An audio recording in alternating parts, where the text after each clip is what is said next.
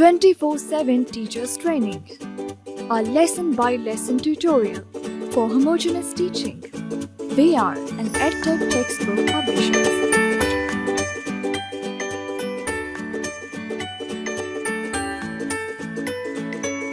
Bismillahirrahmanirrahim. Assalamu alaikum, dear teacher. I welcome you on behalf of the Snowman publishers to an online tutorial on section 1 of chapter 3 of Science Grade 4, which covers the topic human health. The video will cover importance of keeping healthy, common symptoms of diseases. So let's get started with the teaching plan. Greet the students with a welcoming smile and say Assalamu alaikum. Ask them, how are you all? Write the words human health on the board. The topic of sickness and health is a common one, something that students have experienced themselves. So make use of their memory. You may introduce the topic by asking simple questions such as, can any one of you recall a time you were sick? Seek volunteers to answer your question.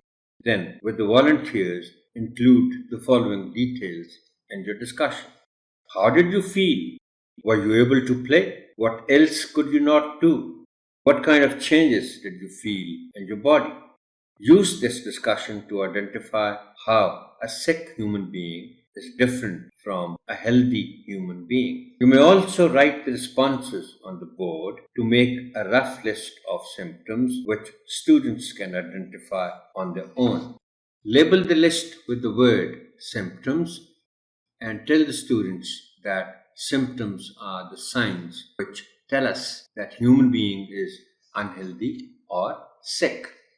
Ask the students, do you know what the army of our country does? Help them to answer. Tell them that army protects our country if an enemy attacks us from the outside. Then build a relevance to introduce the immune system of the body by saying, do you know our body has its own army? Our enemies are germs. When germs attack us, our army fights and kills them so that they don't make us sick. Most kids have heard the term germs. Ask them what they know about it and use the textbook to explain how viruses and bacteria make us ill. Tell the students that they are going to learn about some common symptoms. Use the textbook to explain fever. Show to the students a thermometer in the class if possible. If there is enough time, a demonstration to check fever can also be done. As an activity, you may ask the students to touch their foreheads and try to guess if they have fever. Tell them that accurate measurement of temperature can only be taken with a thermometer. During the discussion about symptoms, refer to the list you wrote on the board at the start of the lesson. Students are usually familiar with the words of coughing or khansi. Use their previous knowledge to build up new knowledge and ask some of them to demonstrate coughing. Ask them, when or why do you think we cough? Where does it hurt when we do? If they cannot answer, touch the throat to show them. Use the textbook to explain coughing. Discuss the manners of coughing, such as covering your mouth with arm or a cloth. As an activity, tell some students to demonstrate these manners. Students are familiar with the words of flu or zukam. Use their knowledge and ask, who amongst you have had a flu? What happened when you got the flu? Pick some volunteers to answer.